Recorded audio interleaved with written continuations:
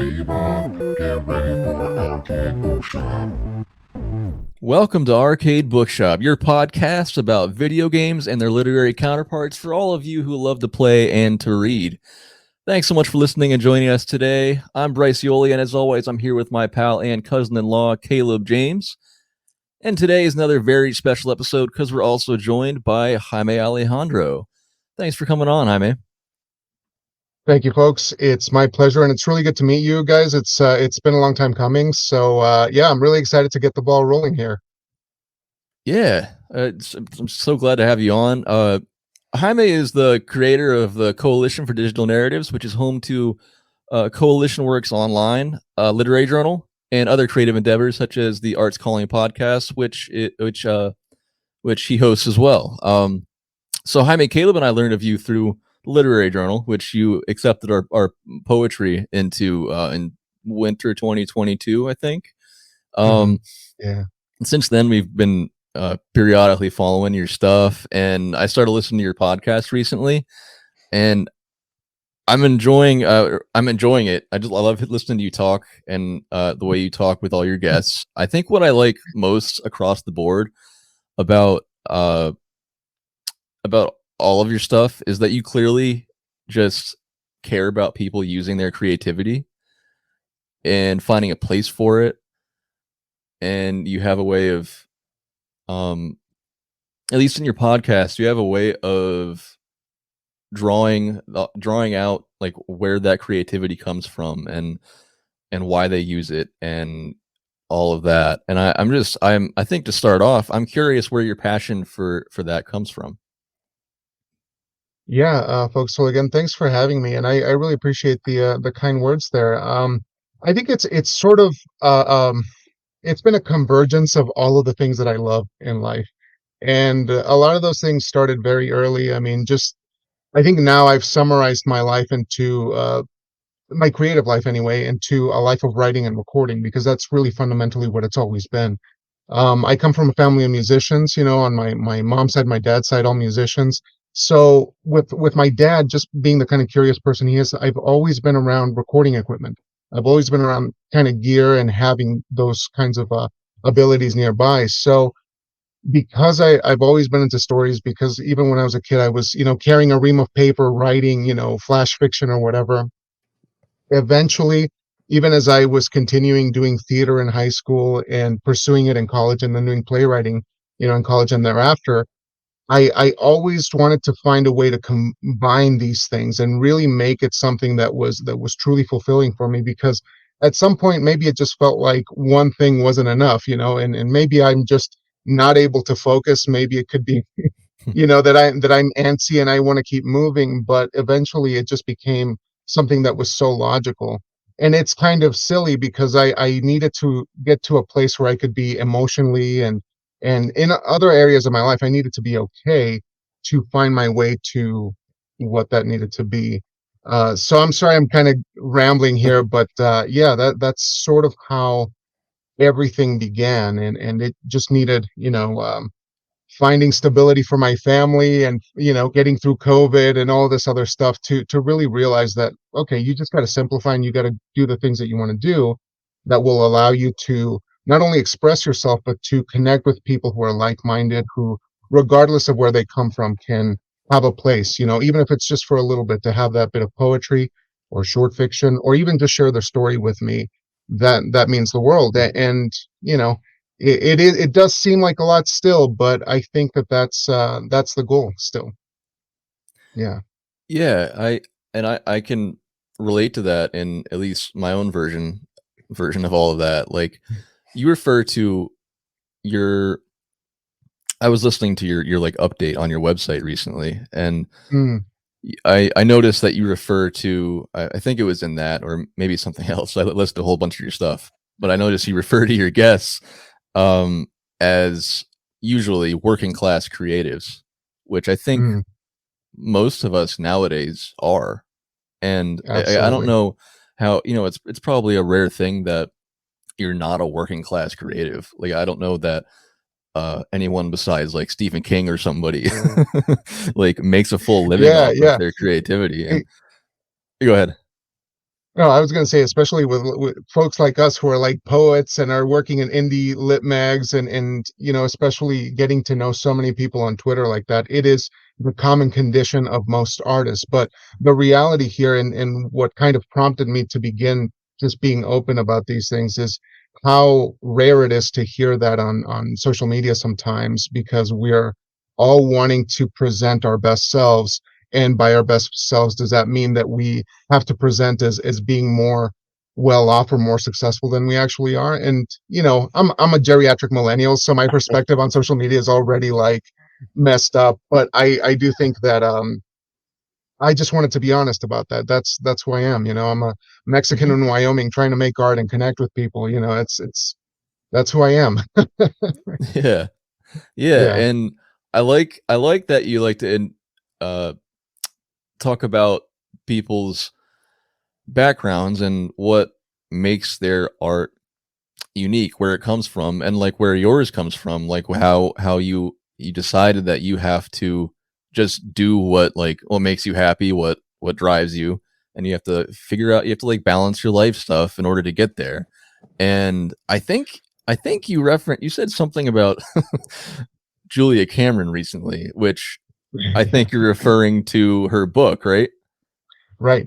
Yeah, The And Writer's Way. yeah, so I love that because that's always a synchronicity for me. Um, I bring that up to literally everyone I talk to because I just read that myself Mm, a year and a half, 2 years ago, and it yeah. changed me. And Oh, absolutely. it sounds like the same thing happened to you, and that maybe that's what got you going. Yeah, and I'm glad that you mentioned that, because it came to me at the perfect time. It came to me during the pandemic, and that being one of the oh, I lost you guys. Can you see me? Yeah. Yeah, we can still see you. You hear us? Oh, okay. Weird. My camera was acting up. But one of the cool things about The Writer's Way is that it came to me at the perfect time, much like everyone during the pandemic who was trying to find their creativity again and things like that. It was one of those that was on my checklist for like 10 years, right? I'm in college, somebody says, you got to read this thing. And I'm like, yeah, I'll get to it. But the way that it worked, I mean, I just really had to go through a period of time where I wasn't focusing on my creativity, and I was suffering for, close to 5 years or so.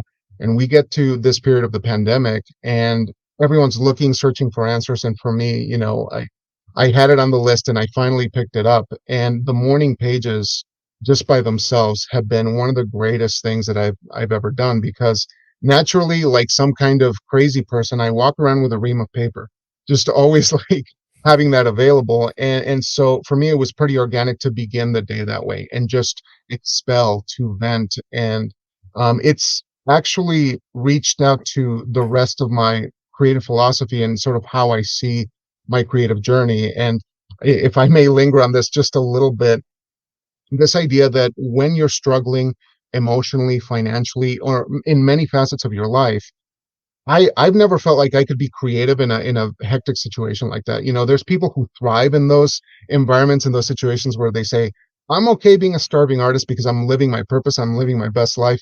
That's not me. That I can't operate that way. And so again, these are very simple answers, but it took me a very long time to figure out what I needed to do and how I needed to do it. And the morning pages kind of reminded me and showed me in retrospect that that's what I was doing for most of my life, was trying to expel a lot of the uncertainties that I had experienced in my life, whether I was a child or growing up, being a Mexican in Wyoming. Sometimes that was a wild time, sometimes that was not. And I think that there was a lot of things to process in life before you can feel like you got 2 feet on the ground, and you actually know where you're going and that it's coming from you. So that's sort of what the morning pages allows me to do every single day. It allows me to expel that which is not helping me at all. But as creatives, we look at that and then we say, oh, there's something good there. There's something in the muck. Mhm. You're gonna find something that might bring something about creatively. Right. And for all of you Yeah. who don't know, so Julia Cameron wrote this book, The Artist's Way, and Julia Cameron is also the sister of James Cameron, the director. Um, Okay, so that I didn't know. Yeah, I That's didn't know that amazing. either.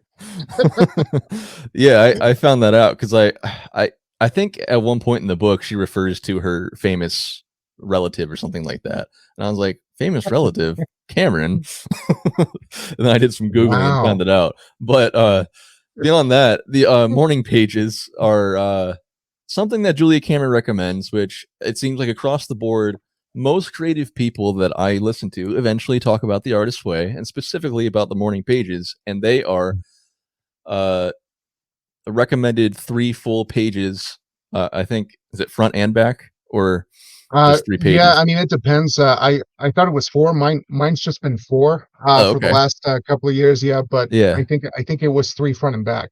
Okay, yeah, of just writing, like emptying out your brain first thing in the morning, or like the first downtime you get in Yeah. your day or whatever, getting it in every day. And for me, it's always like it's always an opportunity for me to just empty out, and then after that, my process used to be, which I'm kind of out of my routine, but my process used to be getting up, writing my morning pages, meditating for a little bit, and then I'd sit and write poetry for an hour.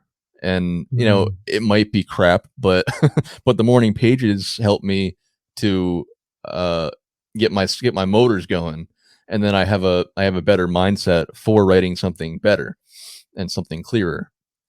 So I don't have the mud of the previous day or sometimes the last week or whatever stuck in my head that's interrupting my flow. Um, but yeah, I recommend this book to literally anybody. So anybody who's listening who is either a writer or a gamer or whatever you're doing, a content creator anyway, this book isn't just for writers. It's it's for anybody who has any creative, it's for anybody actually, because she says everybody has the creative bone, and you just have to figure out what it yeah, is and put your mind and to I it. couldn't agree more. I Yeah. mean, that really is the foundational thing that just kind of lifts us up. Some people might not feel that more than others, but I do believe that if you have the inclination, the worst thing you could do is suppress it. The worst thing you could do is not make it a part of your life in some way. Because let me ask you guys, I mean, I'm curious, was there a time when you've tried to withhold that creative impulse? When you've tried to just, you know, go down, the average path of just, work and paying the bills and taking care of your family and that's it. Was there a time like that for you guys? Yeah. I I'll answer real quick first. I feel like it happens. It's a periodic thing, and Mm, I would say for the first part of my life, I knew I was creative, but I had trouble just doing it. mhm, And so I like to do those things, but when it came to me choosing to do it on my own instead of like having like being told to do it in a class setting or whatever, I I just had so much trouble deciding to sit down and do something for myself. And I think it wasn't until I always did well in class coursework. It wasn't until I read that book where I decided to just let's just do this for once and for all. mhm, And in this yeah, past year, I had kind of some life stuff happen, so I really got out of it. The last like 3 months, I didn't write anything, but I finally just started getting back into it, and it feels so much mm, better. Um, but yeah, and I to your point about like not being able to function creatively when you're going through like when you're suffering, I am totally that mhm, way, and it's frustrating mhm, because you feel like this is I have so much to write about, and I just can't. I can't do it until I'm out of it, until I start to get out of it, until I like get into a at least the beginning of a better mindset. It's just not something that I can do. So it's like I know I right. have it in me, but I have to wait. I just know I have to wait, and it's frustrating. And I don't like maybe I'm wrong about that too, but it's just like personally I'm always thinking of that book in the back of my head. So I feel it makes me feel a little bit like a failure, like I'm not doing my everyday thing. But that's what it is for me. But you can talk, Caleb. So I'm a little different, and I never had an inkling to stymie any kind of creative output. But where my problem always lies even now is something you touched on earlier, and that is like the burnout a lot of us creatives have. Oh yeah. Because working creatives, like you said, the emotional output, you have your day job and physical exhaustion, the mental exhaustion, any other things you have going on in your life.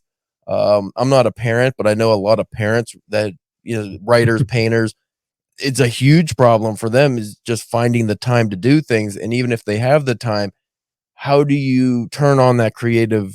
It's hard. You can't just, okay, I'm going to be creative right now. I'm just, because I only have an hour window. I need to just go into it and work now. So, Yeah. so even now, a major issue I have is, say I get home from work and I want to work on a story or a poem or whatever it is, and I'm just physically not there and mentally not Hmm. there. So, I sit down at my computer or my notebook and the blank page is staring at me and I know what I want to write, but it won't come out. Like, it's just, I want to Yeah. do anything else. And, that's the biggest issue I've ever, come across creatively. But when it comes to just output, even when I was a kid, oh, I want to just write a story or I want to paint, I want to do whatever. I never had a problem with that. So I guess that's a good thing. But I do know a lot of people who they have to have everything fall just right. Like you guys are talking about a Mm. morning routine. I never had to have a morning routine. I don't need to meditate or do anything like that. I just sit down, I just start writing wherever I'm at, whenever I'm at. Like your idea of having the paper, a notebook with you, like that's always been me. But yeah, the burnout is what always got me. Yeah, man, I agree. I mean, I do think that there are seasons to this where we all, think that we have everything in check. And this is me 100% where I have my life figured out, once a quarter. And then the next one comes along and then it's the exact opposite. But that's really, I guess the other component that unifies everything that makes us get through it is lending ourselves a bit of patience and grace to actually get back on track, because there are times when you come home from work, as you said, and you just have nothing left in the tank. There's just really nothing. And I guess, Bryce, one of the things that you mentioned in the email was, how do we continue, right? And how do we keep sort of doing the thing that we want to do? And for me, it really is a matter of remembering that tomorrow you'll have another opportunity to do it, especially with the way that I run the coalition, the way that I do the podcast. I'm not 100% bound by social media schedules of having to post 6 times every single day or whatever. I just want to connect with somebody, and I want to have a shared experience with creative people. And sometimes, like that could be considered laziness, where I don't want to, just be as industrious, on the social media front or on the publicity front to let these people be heard. But I feel that I can wait another day if I got nothing left in the tank. And so that, in conjunction with making sure that I'm creating short form work, kind of allows me to just focus a short amount of time on something that won't be expansive like Lord of the Rings, that will be unapproachable, you know. And I hate to say bite size, but that's really what it is. I think we people have to pay the bills. We need to find ways to just kind of get that art any means possible, and that means creating shorter work. And I'm happy with that. Well, sometimes creativity is the same as fitness. You can go to the gym one day and Mm, you're not feeling quite right, and you have to listen to your body, or you can hurt yourself, or you just have a bad workout would be probably the best case scenario. But if you go into the creativity side of things the same way, where it's like you said, I'm not really feeling a Lord of the Rings type of work coming out of me, but maybe you can do something smaller and you just right. adjust on the fly. Maybe I will just outline some things today, or maybe I'll just jot down some images for a poem rather than actually try to write the poem. And then there's always tomorrow. There's the next day that you Mhm. can work on it. And maybe that day will be the day that you get your good workout in. Absolutely. Yeah. And I'm glad you mentioned working out, because I guess I could benefit from that more than anyone. But there's a sense of liberation when you fall into that routine. And my wife lately has been through like this awesome workout situation. So this year has been incredibly great for her, and I now, my son and I are trying to catch on that train of fitness, because I do feel like you have a sharper mind, you have a clearer mind when you're able to just again, find another way to expel any kind of uncertainties that you have in your body and your mind through working out. I mean, it's phenomenal, the feeling of just being able to just sort of work yourself out to the limit, even if it's through the page or through, a couple of workout sessions or something Mhm. like that. It's just incredible. Well, Steven Kotler has some great work on flow states and Mm, working I mean, even something as simple as just going for a walk, it not only clears your head, but it can put you and routine's a big part of this as well. A lot of successful writers, I wake up at 4:30 before anyone else, drink black coffee, and I just write before my brain's even awake. But if you can get into those flow states and it becomes a habit, because that's one of the big things is habit. When you create good mhm, habits for yourself, especially on the creative front, you'll be able to have a better output and more consistent because like I always say, you can have a writing session that's not so good, and then you can have a couple good ones and another bad one. When the work's finished, the reader is not going to know this section was a bad writing session. They're not going to know that, oh, he was in the zone here, but here he was struggling. That doesn't matter to them. It's just the final product. So if you can really focus your energies and work on getting into flow states better, uh, usually the writing output is just always consistent, whether it's good or bad. Like it's in a nice level in the middle. And fitness is one of the big ways you can get there, at least the fastest ways, because when you're physically exhausting yourself, you are usually mentally sharper and it clears your head of all the, I got to make lunch later. I got to get the kids from school. mhm, Like all that stuff kind of goes away.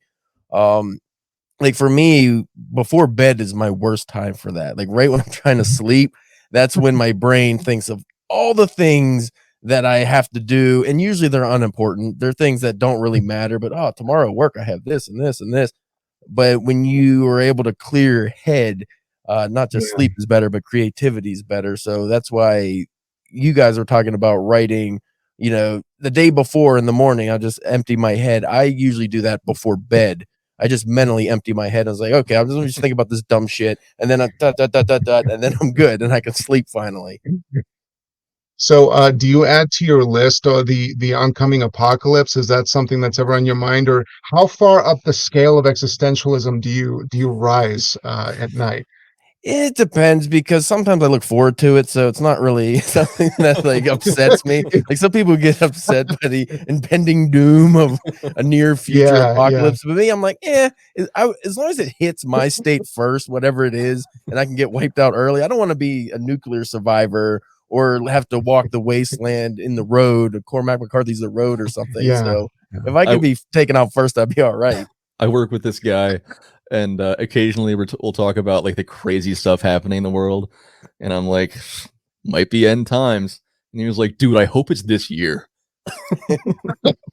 You know what? Funny enough, my biggest fear is actually say I get published in like a really good book, or maybe just I finally finish my novel and get a publishing deal, and the day it comes out, that's the end of the world, and nobody can read it. Like, God damn, all that work for nothing. That's what that's Come on.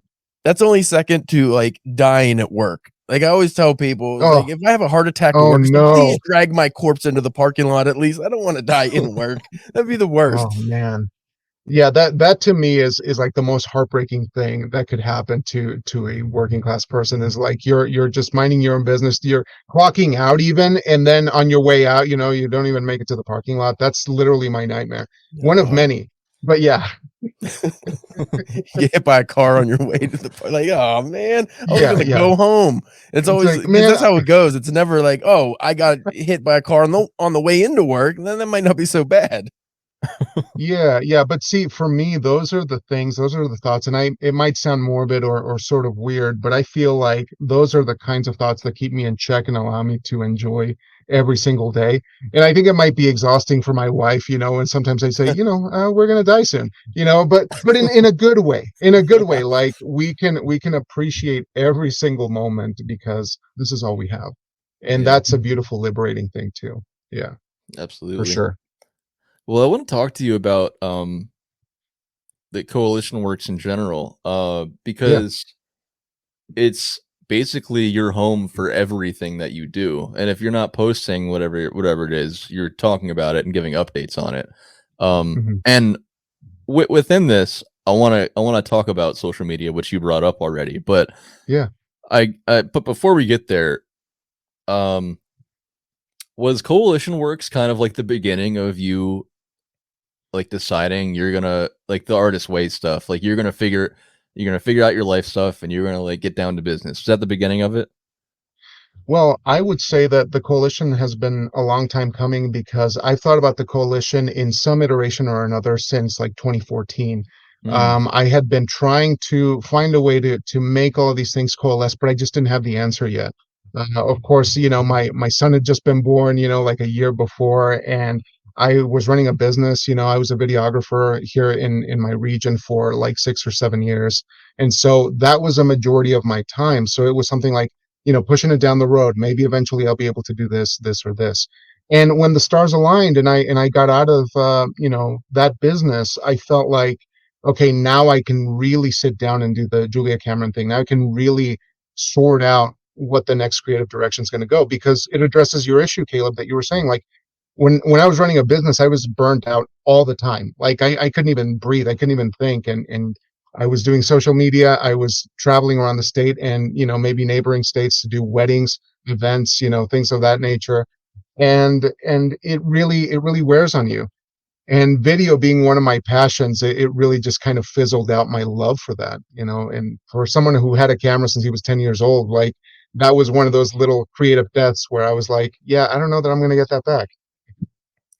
But after that sort of that situation, I really started to get clear about how to go about doing this without, losing sight of, taking care of my family, which is always priority number one. I just want to make sure that my son and my wife have everything they need.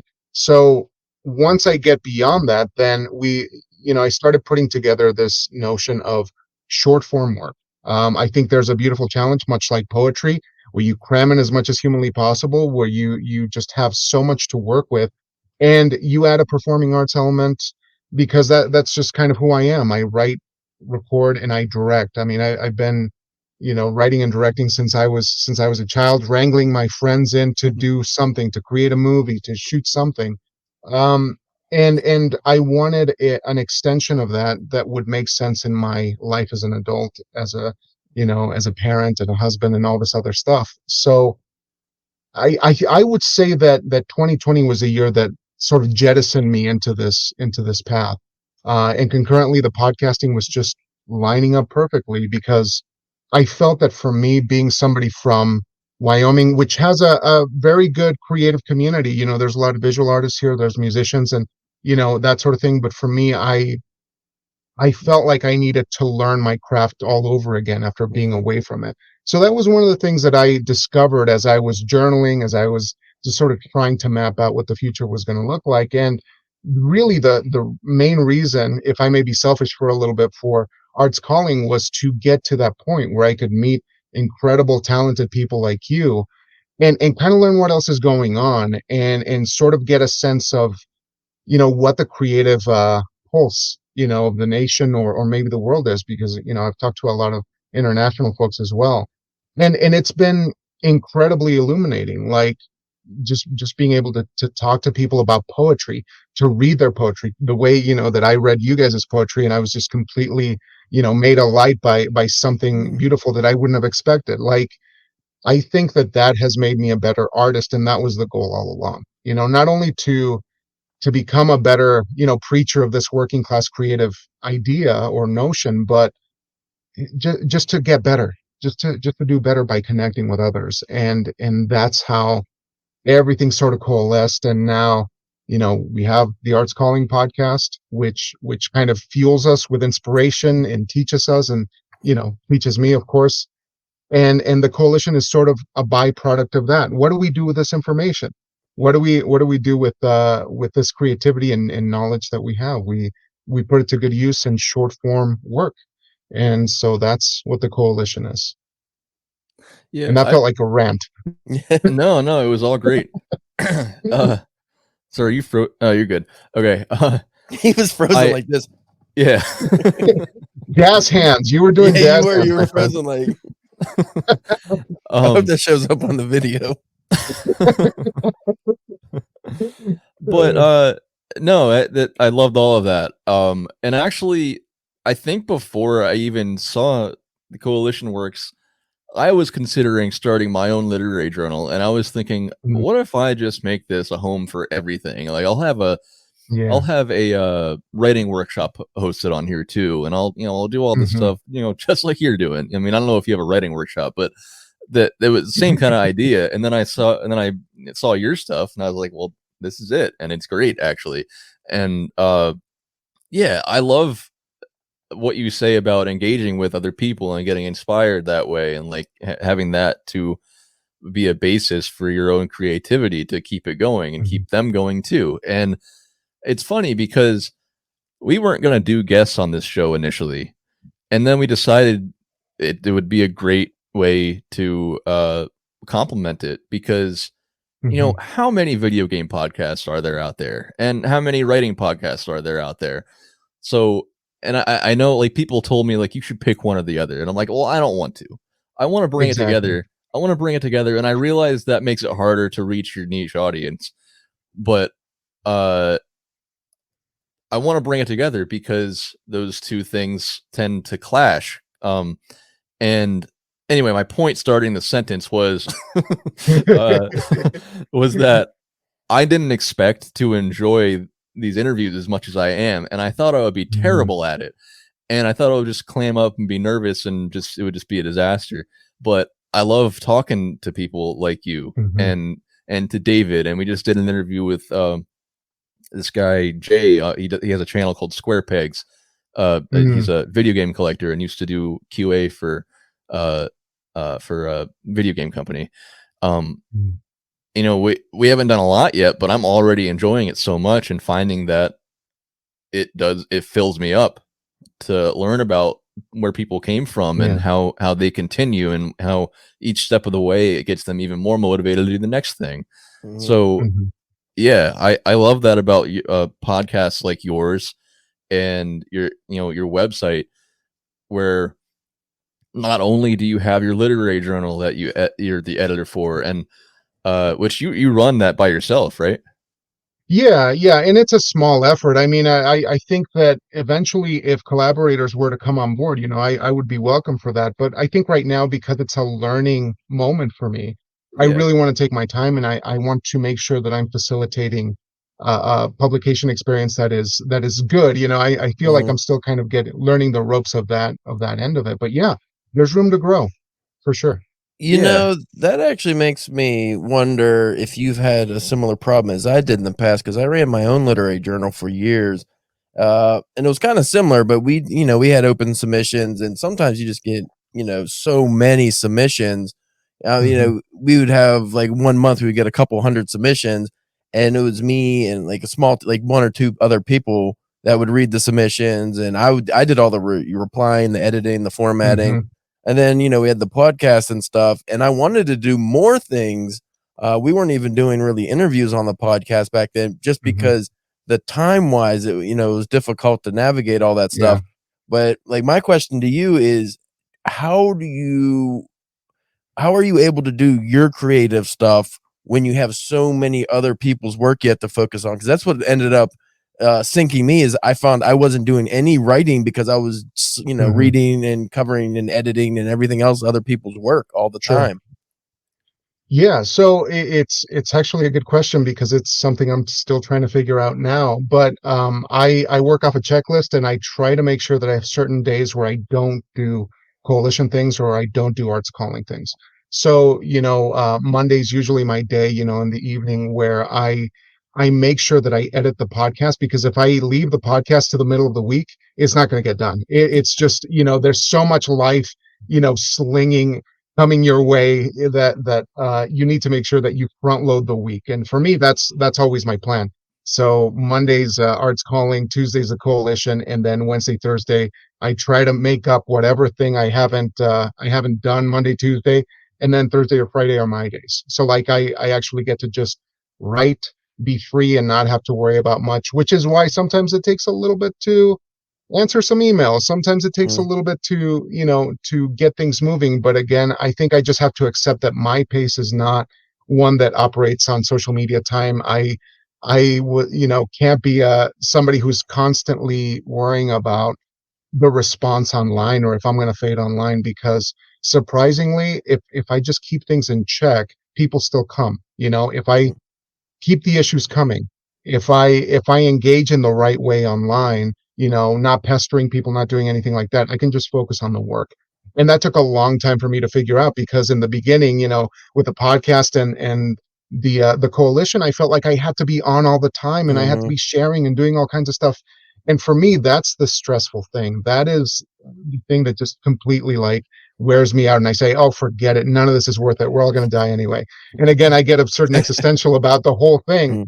But coming back to it, I have to keep track of things, and I got to make sure that they get done on the Mm-hmm. day. And maybe there's solace in creating shorter work, but I think that the reason I kind of like continue to just rant about short form work is that it's just the perfect gateway to an idea that will become the right thing for a novella or a Yeah, longer play. And and I'm still writing, like I'm a playwright, so I'm writing plays all the time. I wrote like a dozen short plays, like last year, and trying to get them produced, and that's a whole other sort of nightmare. But you know the I guess that's the thing, is just making sure, as you were saying earlier, I have to maintain that pace. I can't I can't just burn out. I can't allow myself to burn out. So if there is like an inkling of that, I step back, give myself a day or two, and I just remember that the podcast will be there tomorrow, the coalition will be there tomorrow. And yeah, it's better for me to serve people in better spirits than, to be yeah. jaded and getting grumpy in the emails. It doesn't help anyone. Well, the Right. best thing I did creatively was pretty much do away with social media. I mean, I'm still on it, Mhm. and for Yeah. DPW, I still post random things, but like I don't do all the engagement I because it didn't bring anything. Like there was once at Exactly. a time where, like on Yeah. Twitter, for instance, we would have hundreds of responses and retweets and all this engagement, and it brought Mhm. no more readers to the website and Right. no more Right. listeners to the podcast, or minimal. And Yeah. now I just post like, oh, we got a new podcast out, or Caleb has this Mhm. workout, and it seems like I get the same amount of people actually checking out the stuff, because I find the Right. social media engagement is not usually your audience. It's not the people that's actually Right. reading your work, or they just share. You get in these weird loops, like you get writers loops who we all share each other's works, but we don't actually read it. Or you get like this audience loop that's like, hey, it's books, book talk or whatever, and we all share Right. what we're reading, but nobody actually is talking about it, or nobody's checking out anyone's Absolutely. work. So I found it was a waste of time, and it burned all my creative energy. Like I didn't want to write because I used to Yeah. dedicate 1 hour in the morning, 1 hour in the evening just to Twitter and Instagram, and I'm going to do this, and I'm going to write a blog post, and then I found by the time it was time for me to do my actual write, I'm like, I don't feel like it. Like Yeah, it exactly. was Like, just it was burning. I was yeah, spinning my wheels. I wasn't doing anything worthwhile. Yeah. exactly. And oh, go ahead, Bryce. Well, yeah, just to add to that, for the podcast, I was similar. I wasn't doing I wasn't on any social media for like 2 Mhm. years or more. And then for a while my wife was running our social media for the podcast, and I would just like send her stuff to post. And then eventually she was like, we just decided just I would do it all. And then I made a TikTok for it, so I could I do told him promo not to. videos. And Oh, then man. I started, so like I'm making social media posts for like 2 or 3 different because I post shorts on YouTube too. So I'm making Mhm. social media posts for 3 different social media forms, and Got sucked right into the and it sewer. yeah, man, Oh, and God. TikTok really pulls you in because the first 3 or 4 days you get like almost 1,000 views and likes and follows and stuff. And then if you don't, Oh, there's like man. there's like part of the algorithm is that if you don't succeed immediately, it cuts you off. And after that, after those 3 or 4 days, it jumps, it falls down to like, it caps you off at like 250 views. So even if your Terrible. video starts performing Yeah. well, Yeah. it just cuts you off. And I kept up with it for like a few months, and eventually I just started getting so burnt out about it. And Yeah. I was like, why? Like, should I even do this? Because it seems that I'm only reaching the same 4 people every time I post something, and I'm trying to post Exactly. something every single day because that's what the internet says to do, and it doesn't seem like it's translating that well. So like last week I was listening to some of your podcasts, and I went back to the very first episode, and you were talking with your friend, and you were talking he was talking about like whatever his business is, and how he decided that like he kind of did the same thing. It wasn't TikTok, but Yeah. he like even when there was engagement on social media, it did not correlate with sales at all. And then he stopped Right. doing it, and then only posting when it made sense to post. And maybe the engagement didn't look right on the surface, social media wise, but the sales were showing that it was effective. So this past week, I was like, screw it, I'm done.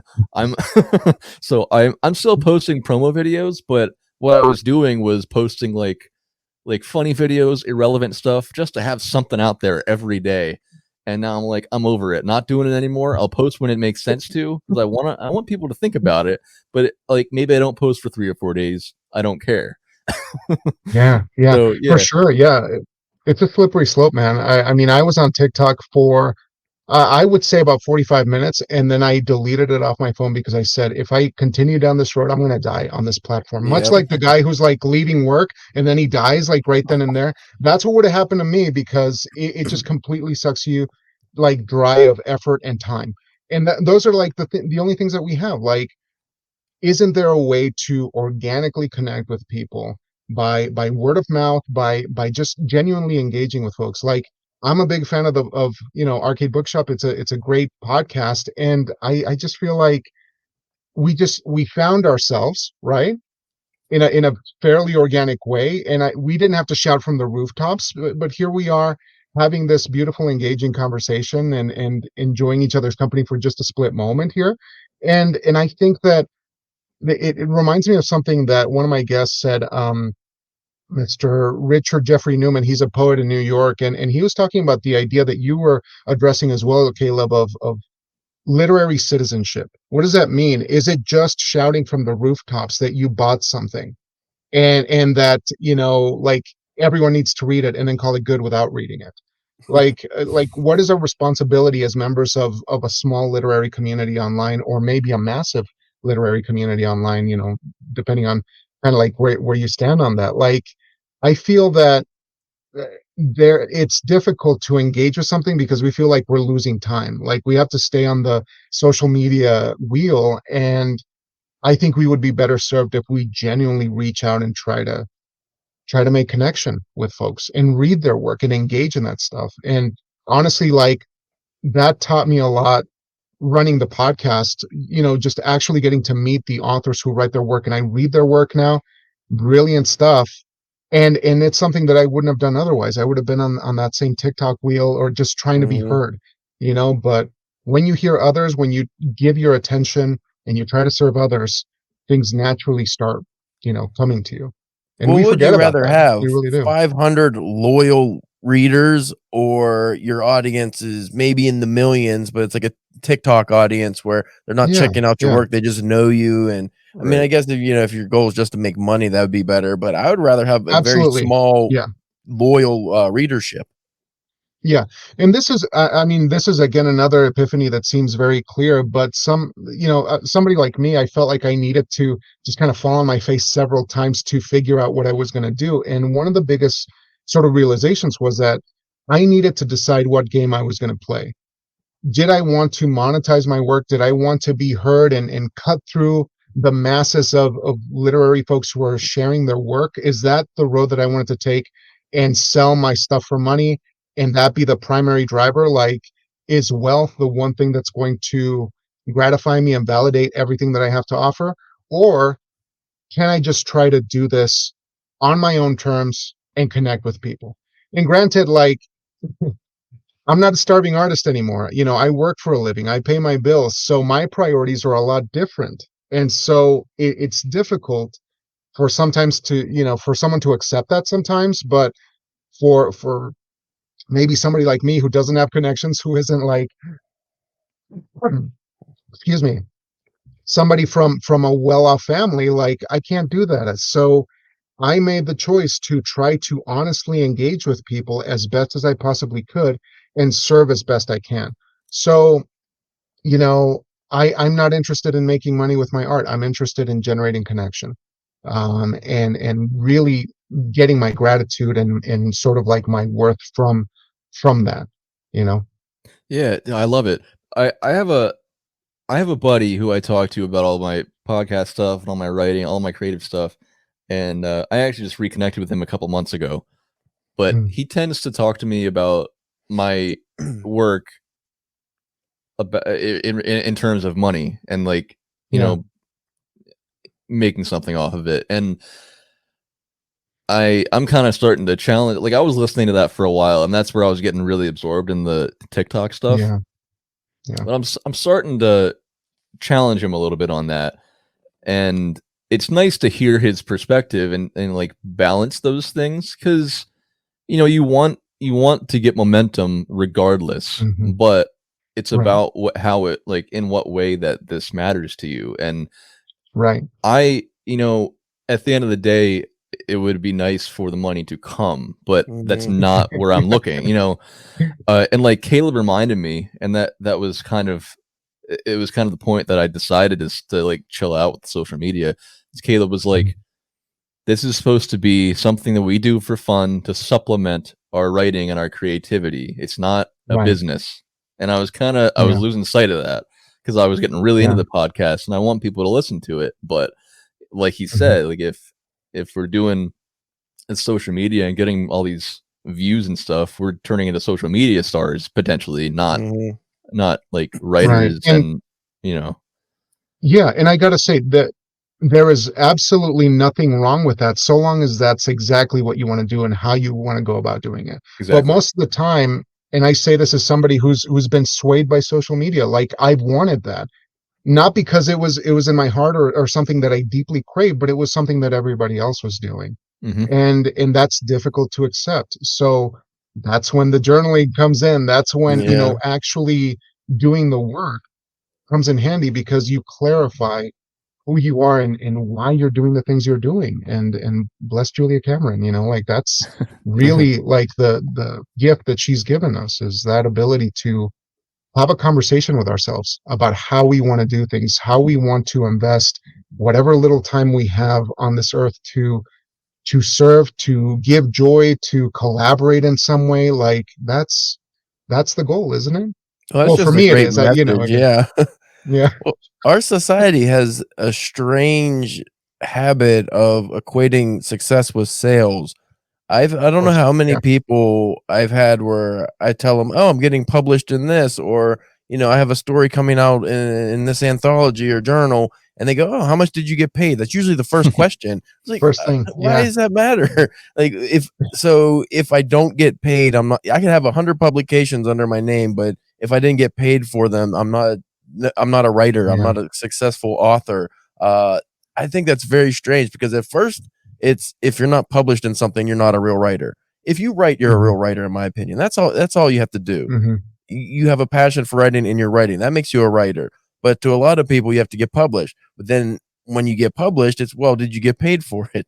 And then if you do get paid for it, then it's how much did you get paid? And if you got paid a Yeah. good bit, then like there's always these parameters that they put in place. And I don't know if that's just because they're not living their creative life and I don't, maybe there's some envy there or something, which is a weird thing that a lot of people don't talk about. But when you start doing things that are good just for you and you do Hmm, things that you're passionate about and you're chasing your dreams, you have all these other people who will come out and they always have this negative slant on everything. I never understood that because I don't know if it's just because of when I was running DPW, the literary site, or through the hmm. podcast and all the creatives I've talked to, but I've always been a type of person who pushes people towards things. So if somebody even shows an interest in writing, painting, being an actor or something, I always do it. Go for it. That's great. Yeah. I don't think about the money side, which it could be a problem because,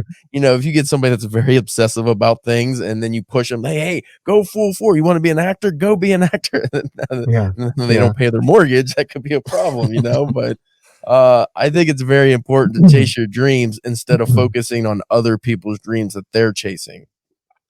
Yeah, and this is the thing about that. I feel that sadly, money is the only common language we have.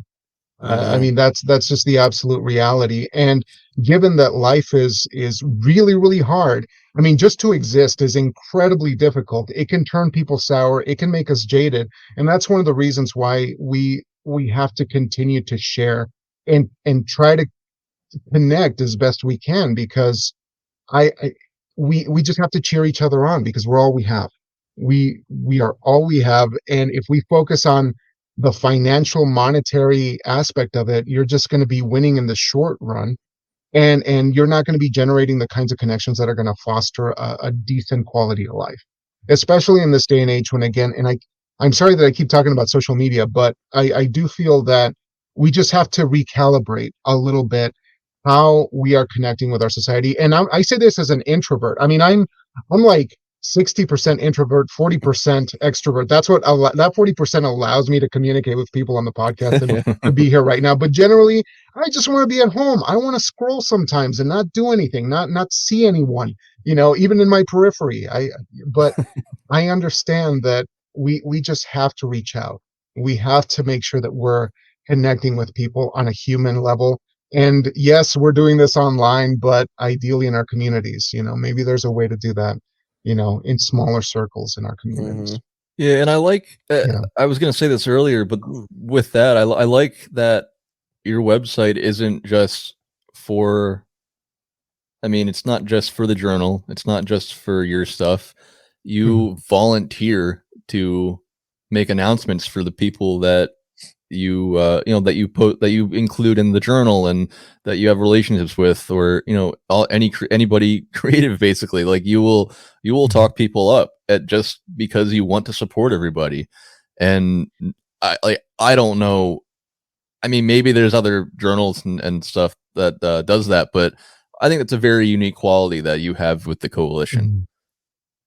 Yeah, man, and I think it comes down to the expectation of of like how literary journals run, and maybe Caleb, you can help me out with this. I've learned recently that the relationship between the person who submits and the literary journal, it can be a little bit stuffy sometimes. I think that you submit and then sometimes you don't even get a response. Sometimes it's like it feels very transactional to me rather than relationship building. And the point for me was to just make sure that if I'm not going to be reaching the masses, I want to reach a person. I want to make sure that I'm generating a connection with another human being. And while there are announcements, that other lit mags might make, I feel that by maintaining communication with folks who want to stay in communication with the coalition, we can potentially collaborate together on other things. And I think that those are the forthcoming things that I want to do at the coalition, is to offer the space for the people who have been published there to bring some projects if they need some kind of playground to experiment with their craft. That is a viable place. The coalition would be that place. And the only way that I can do that right now is to say, here, let's keep in touch. Let's continue to update people on what you're doing. And if you ever want to collaborate, let me know. Keep me posted, and we can go from there. But I mean, I feel that that's my way to serve. That's really what I want to keep doing. Yeah. Well, we both benefited from the fact that we and you currently were the sole creator, and you were the one that's responding to these writers and people submitting work. What I always did was, as long as they followed the guideline, because you will come across rude people, you'll come across people who can't take criticism, and you'll come across people who just blatantly ignore every single guideline. I don't remember how strict your guidelines are. Mine weren't very strict. It was like, this word count, you don't have to have necessarily a cover letter, but I would like to know a little bit about yourself. But I would have people that wouldn't have a subject in their email or anything. They would just send an attachment. I'm not opening that. Like, I'm sorry. Yeah. I wouldn't do those things. Like, if you did, as long as you follow the guidelines. But I would always try to make a personal connection, even if I rejected their work.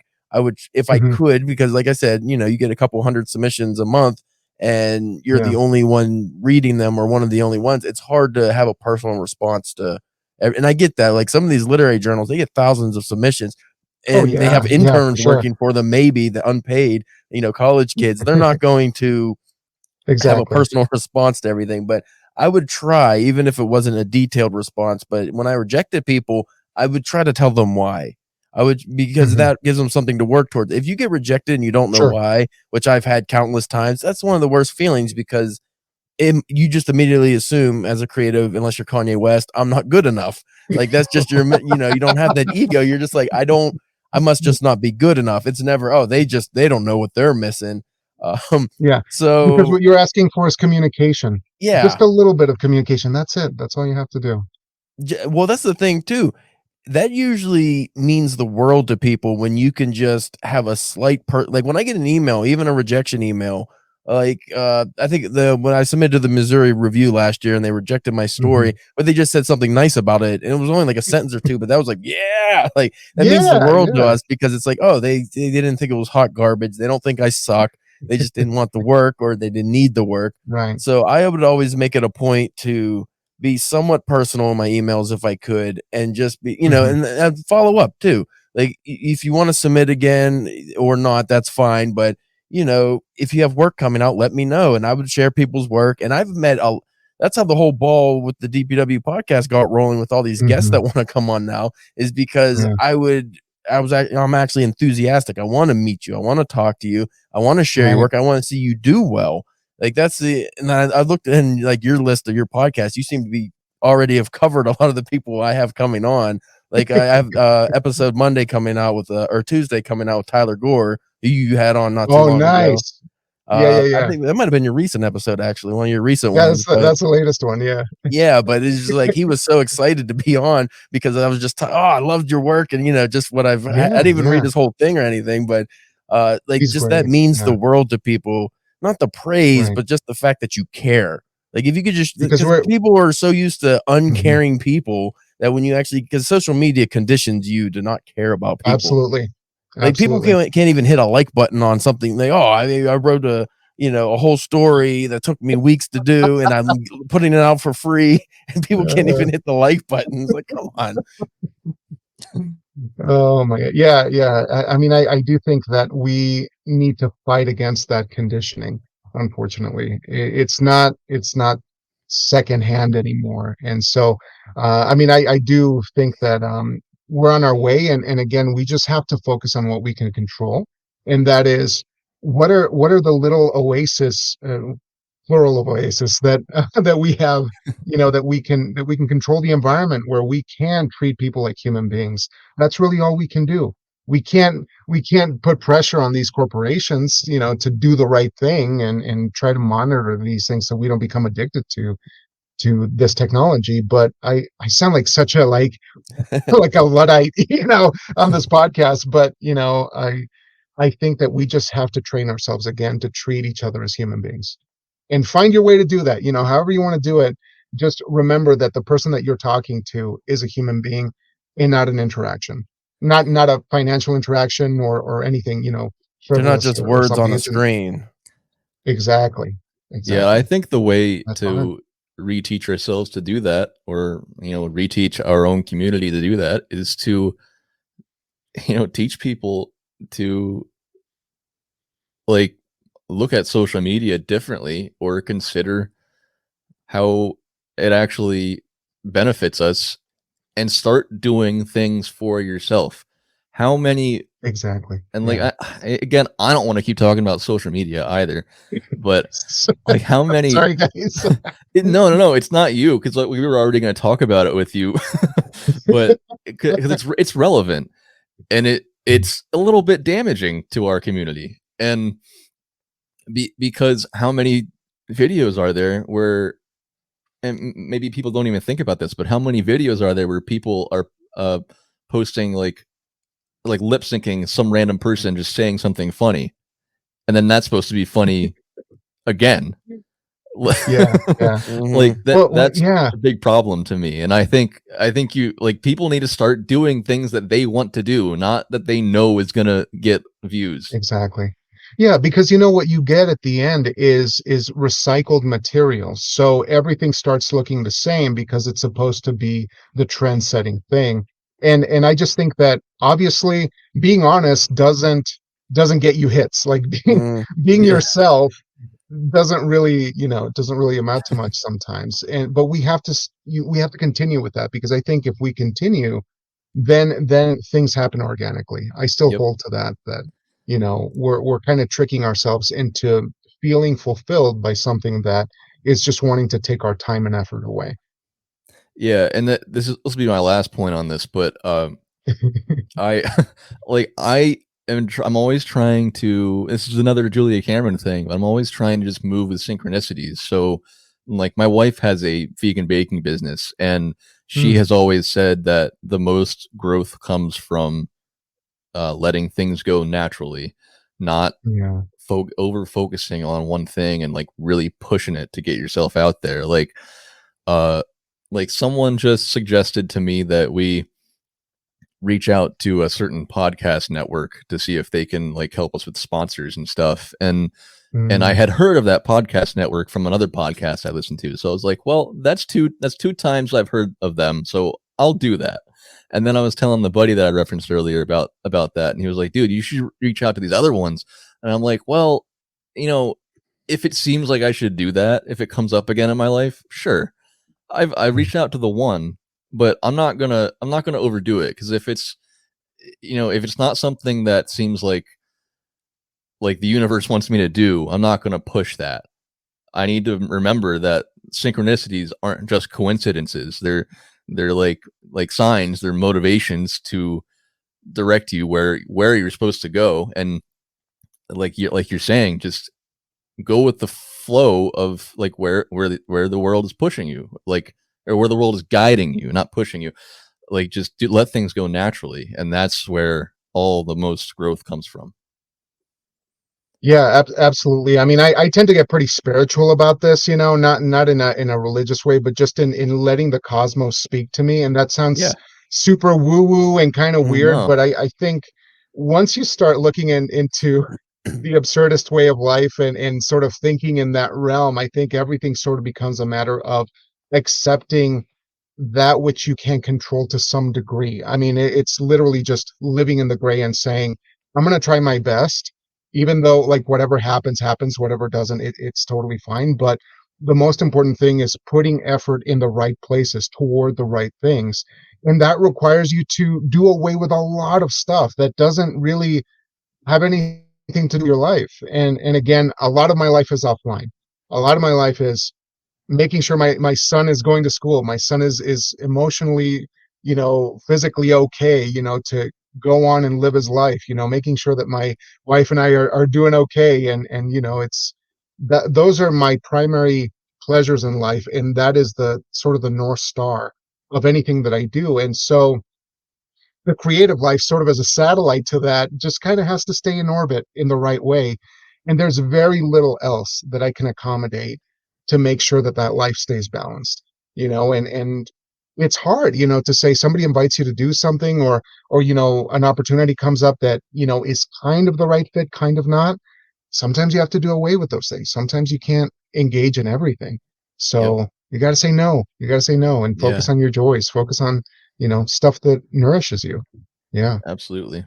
Well, as we start to wind down here, because we're over an Yeah. hour and we could talk for the entire day. Yeah, guys. uh, Thank you so much again well, for bearing with me. And oh, go ahead. yeah. Well, I want to get to the last thing, and you're no, but it's been great. And are you pressed for time?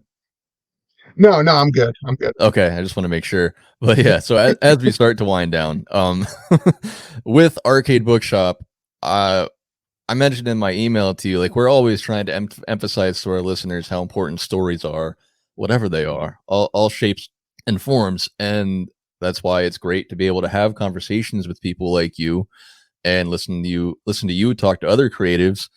And you know, like in our core episodes, Caleb and I can get really obnoxious about video games and stuff. But I think I think it can be really easily overlooked how enchanting video game stories are, and as well as the people behind those stories and the development and, you know, all the creation that goes behind it. Which is why I love to be silly and talk about video games. And then get down to what's going on in those stories, whether it's in the game or involve like what happens to have that game like come to fruition. And what makes them cool and important, why it's actually okay to play video games sometimes, even when people tend to say it's a waste of time or it's childish or something. So I just want to know, Jaime, how, like, if you have a video game past and if it played any important role in your creative growth, or how that may or may not have impacted you. Yeah, absolutely. And I'm going to date myself here. I come from an older generation, the Super Nintendo generation, and so I'm going to begin there with, actually, appropriately, when I was a kid, when I was about 8 years old, I saw the first Mortal Kombat at an arcade around the corner of my grandma's house in Mexico. Like, that's how massive Mortal Kombat was. It just reached anywhere and everywhere. And I have to say that to this day, and this is going to sound ludicrous, it informs what I enjoy about storytelling, which is ensemble. And I know that, like, we might address this a little bit later, but it really allowed me to start finding my way in genre a little bit, you know, because the plays that I write are more absurd, strange, situational sort of plays. And I think a lot of it originates from those kinds of inclinations, you know, of characters that are working in different realms, that are coming together from different backgrounds, and they unite for a common cause. Like, these are really universal, beautiful themes that kind of permeate through a lot of my work that I've done in the past. But I think in terms of storytelling, I had a fall off point because I said, I'm going to be a serious playwright, and I'm not going to focus on this stuff. So from like high school on, I didn't really do gaming, and I lost sight of, you know, that kind of that love for video games. And sure enough, I come back to Mortal Kombat 11, you know, a couple of years ago, and mostly because I was hooked by the cutscenes that I saw on YouTube, you know, because the algorithm just feeds me what I want to see. And sure enough, there's a whole narrative, you know, where everyone they cut all of the cutscenes into one sort of long form movie. And I was like, this is great, you know, like I love this experience. But now I'm old, like my fingers can't move too fast, and so it's really difficult to play. So I haven't played Mortal Kombat very much, but I'm grateful to have had that opportunity to just watch this industry grow. You know, from afar, of course, I haven't been in the thick of it, but it's fascinating because that allows every single person on this planet to be a storyteller, whether they admit it or not. It is a choose your own adventure, but at the same time, you're calling the shots. You're deciding the destiny of this character, and you're going through an emotional journey, whether you like it or not, even if it's just some, you know, shooter game or whatever. There's narratives that are so good now that they rival Hollywood. And even now, the video game industry makes like twice as much as Hollywood, you know. So are we kidding ourselves here? Like, that is the primary mode of communication for our younger generations, and even, you know, some of us geriatric millennials. Like, it is a beautiful source of storytelling, and it is becoming, again, a common language where we can start to understand each other, and we can create community that way. So, like, I have nothing against video games, even though I used to. I've come around and I've seen the light, because it's just a shame that I'm too old now to really play video games. No, I get Mortal Kombat though. Like, I started playing Mortal Kombat 11.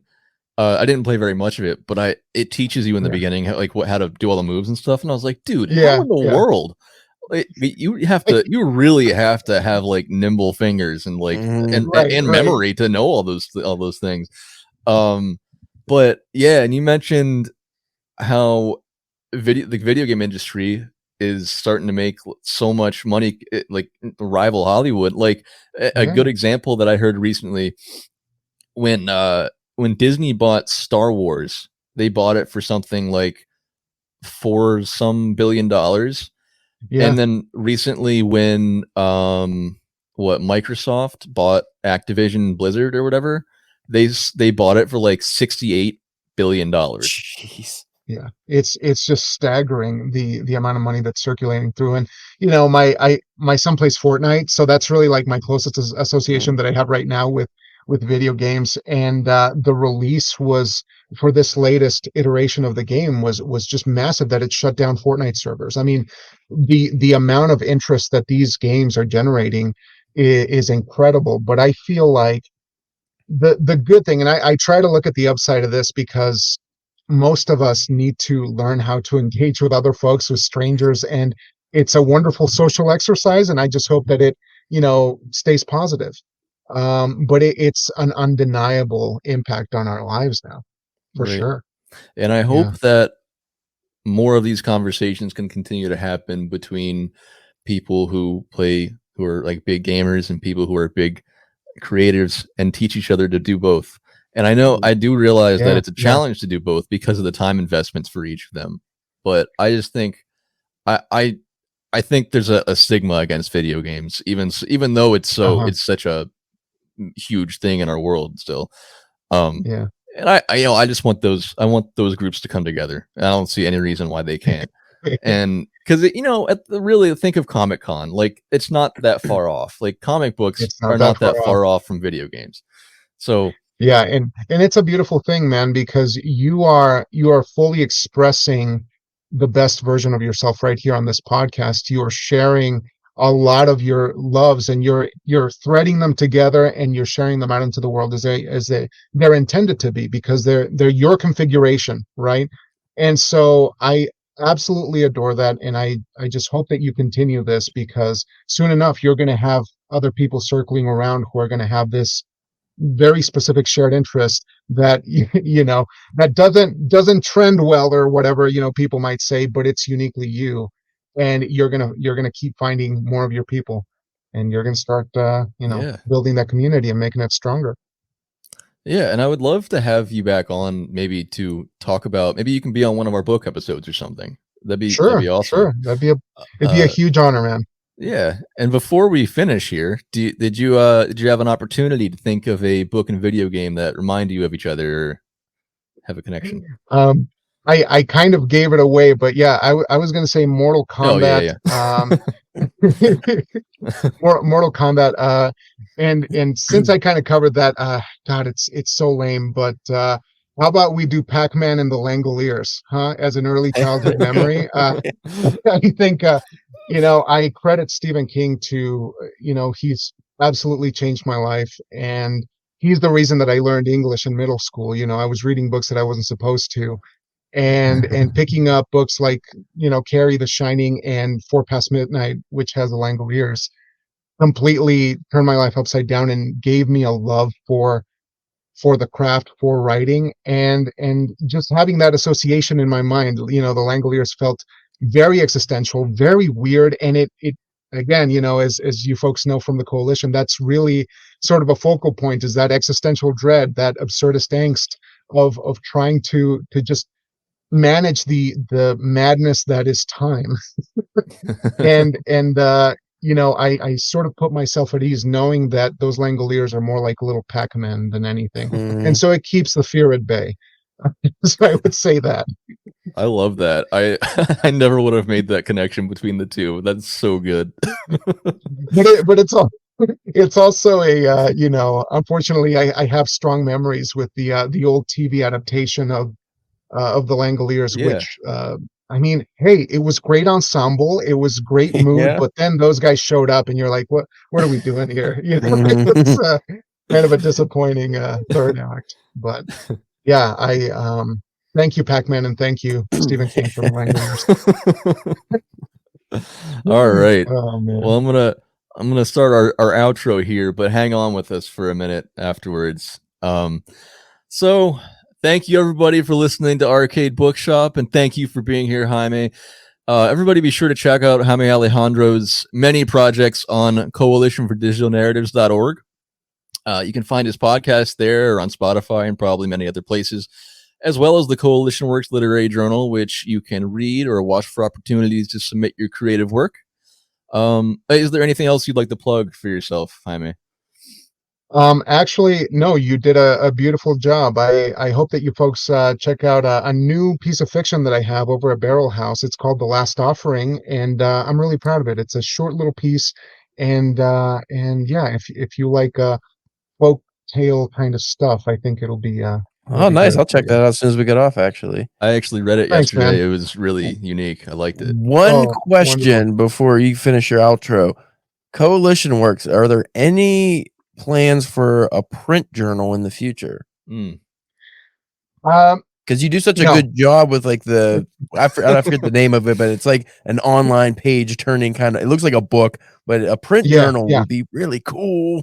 Just saying. Yeah. I've thought about it. The only way that I would do it is if we are printing and producing for fundraising purposes for certain causes. Not for the journal itself, but I love designing. The issue is that it takes too long. The issue of the issue is that it takes too long. Man, like those first issues were amazing. I really love them because I tried to put as much effort as possible into each page so that it would reflect the work that is being showcased, but it just took too much time. The So I had to final make a product was so concession there. cool, though. Oh It just man, looked awesome. yeah. I would have loved to keep doing that. Maybe down the road. Maybe if we get more people to join the coalition, we'll see. We'll see. Let's get it. All right. Well, thank you for listening, everybody. Stay tuned every other Monday for regular episodes of Arcade Bookshop. If our last episode was about a video game, you can usually bet the next one's going to be about a book that the game reminds us of. If you're enjoying the show, be sure to follow and subscribe wherever you get your podcasts. If you like listening to us shoot the shit about video games and books, please tell a friend to listen, because personal sharing is by far the best way for us to grow and continue putting out great content and increasing the quality of the show. And if you can, try to rate us 5 stars and leave some reviews if you haven't already. You can you can follow us on Instagram at arcade_bookshop and TikTok and YouTube at Arcade Bookshop. If you have any book and game recommendations, you can DM us anywhere or email us at arcadebookshop@gmail.com. We'd love to hear cool ideas for the show and not have to think of them all ourselves. Caleb, what's going on with DPW? Let's see. Depending when or even what year this podcast episode drops, I never know. I think the guest episodes you've been dropping, fairly early, so I would imagine a couple weeks. But when this drops, we'll have already interviewed Tyler Gore, and Dr. Mike Caparelli will be on as well. So look out for those. They should already be out by the time this drops. At DPW Podcast on X/Twitter, Instagram, YouTube, Facebook, not TikTok, never TikTok. It's not going to happen, Bryce. I'm not going to do it, and I never will. Our TikTok might be a little short-lived. We'll see. Don't get rid of those salt in the eye videos. Those are great. I love those. Those stay. Only videos I like. All right. Thank you again, everybody, for listening to Arcade Bookshop. Thank you, Jaime. Thank you, Caleb. As always, do as we do. Keep a controller in one hand and a book in the other.